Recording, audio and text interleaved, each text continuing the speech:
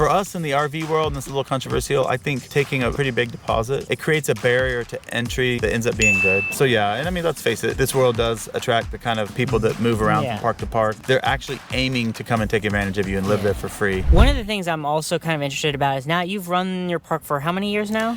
We're just at 2.5 years. So 2.5 years. So you've kind of learned the ins and outs about like how to like operate it. Because before that, you probably went to some conventions or something or learned about it.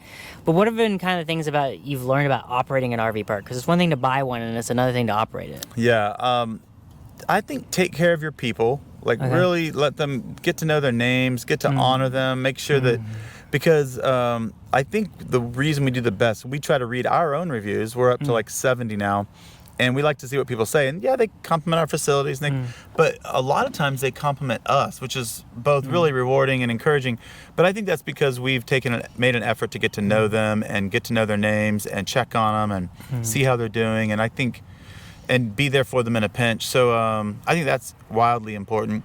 But in terms of just stuff that you don't really necessarily expect when you're starting this, I think like dotting your I's, crossing your T's. For us in the RV world, and this is a little controversial, I think taking a pretty big deposit, because it's kind of it creates a barrier to entry that ends up being good. Yeah, you don't have someone who's not going to pay or something like that. And so if they're having a higher deposit, it's less likely that they're just going to all of a sudden ghost you. Yeah, that's right. Because they could just take off in the middle of the night, and if they take off, if you have a big deposit, then a weekend to them not paying, you know you have their deposit. They've already paid for that week. You can ask them to leave. You can start getting serious with them.